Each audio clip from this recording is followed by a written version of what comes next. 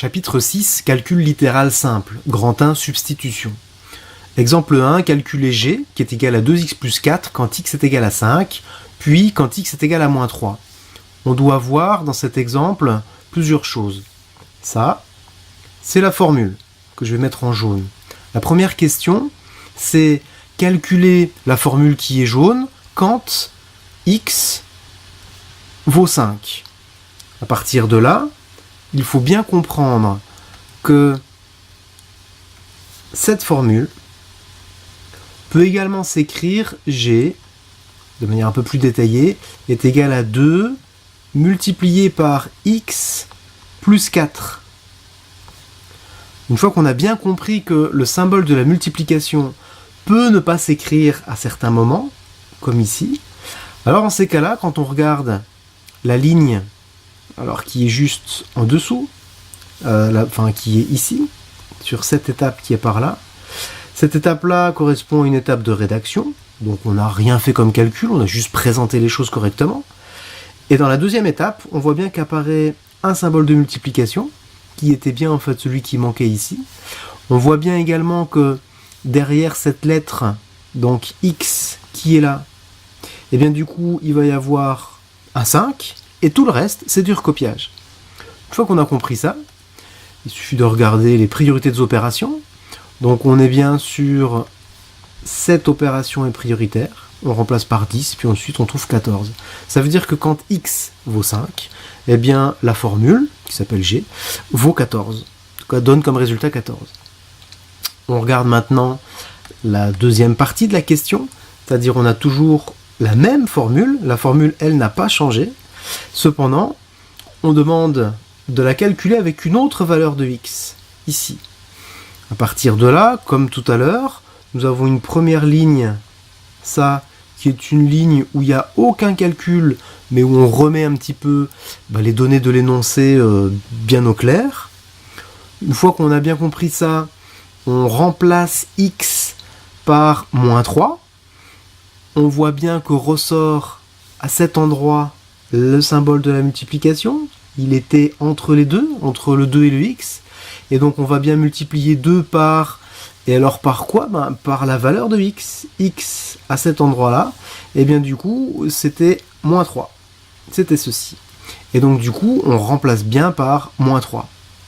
À partir de là, il suffit juste de respecter les priorités des opérations.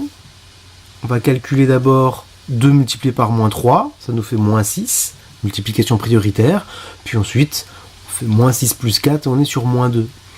La formule donne un résultat différent dans la deuxième question que dans la première question, parce que la lettre x, eh bien du coup, ne correspondait pas à la même valeur. On avait ici 5 en premier, on a moins 3 à cet endroit-là. On passe maintenant à l'exemple numéro 2. Nous pouvons identifier une formule, cette formule-là, qui dépend de x. À partir de là, on me demande de calculer cette formule en jaune quand x vaut moins 4. Même travail, il faut bien identifier.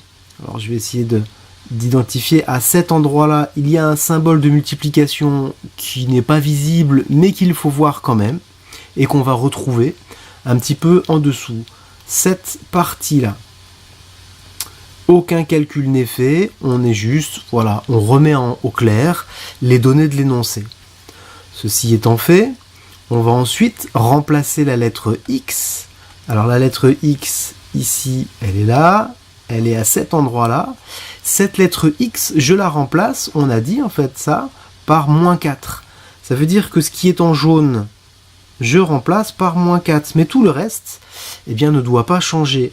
Le moins, parenthèse, moins, et ensuite je remplace par moins 4. Alors comme il ne doit pas y avoir plusieurs moins l'un à côté de l'autre, et bien du coup, ce qui est en jaune sur la première ligne doit être en jaune aussi sur la deuxième ligne. Première ligne, on met x, deuxième ligne, on met moins 4, en mettant bien des parenthèses pour pas qu'il y ait en fait des signes qui se touchent. À partir de là, la substitution est terminée, on va pouvoir respecter les priorités des opérations. Ici, on est sur une parenthèse avec des calculs à faire à l'intérieur. Alors, ce qui a été proposé à cette étape, c'est uniquement de simplifier les écritures dans la parenthèse. Moins 4, à cet endroit-là, eh bien s'écrit plus simplement 4. Voilà. Mais le calcul dans les parenthèses reste prioritaire. Donc du coup, on calcule bien 4 plus 3, ça fait 7. Le moins qui est devant. Ensuite, sur cette étape, sur cette ligne-là, on va pouvoir calculer ceci. Et donc du coup, on va faire moins 5 fois moins 4. On obtient 20, puis 20 moins 7. On est bien sur 13.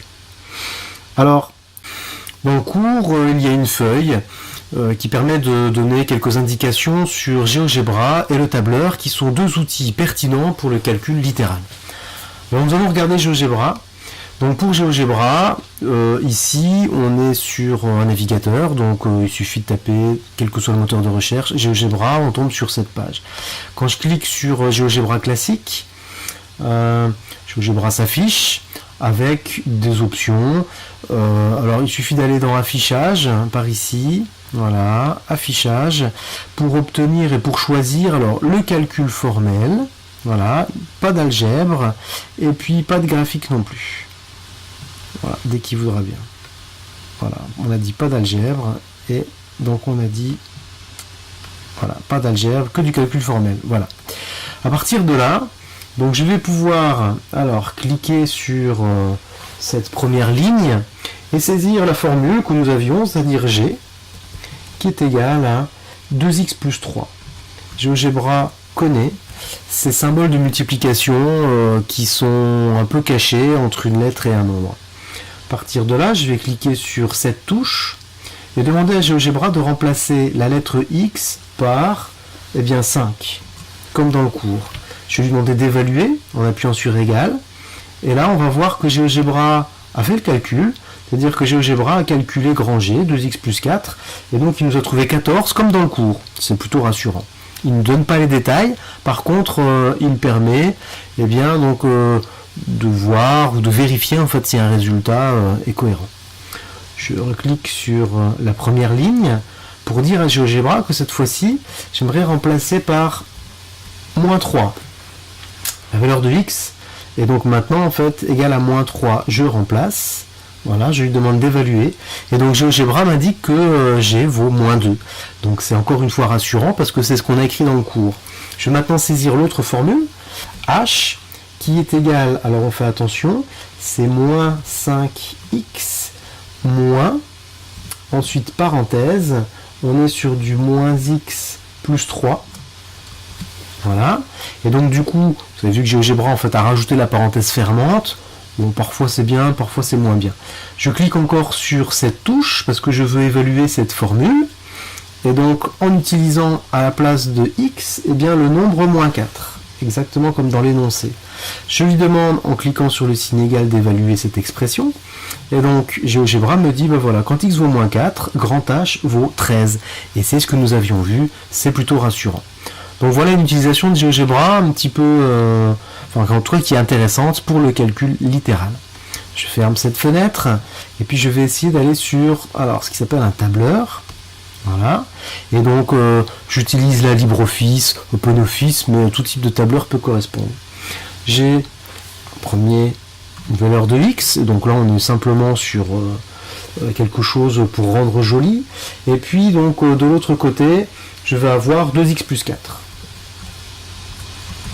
Voilà, alors ici pour l'instant, le tableur ne fait rien du tout. J'aimerais bien en fait qu'il me calcule 2x plus 4 alors quand x vaut 5, donc je vais rentrer dans cette case 5, ici je vais rentrer moins 3, voilà, ce sont les valeurs, et puis il faut que j'écrive alors égal, pour dire à l'ordinateur fais le calcul, alors il faut qu'il me le calcule 2, multiplié par la case qui est juste à côté, je clique, plus 4.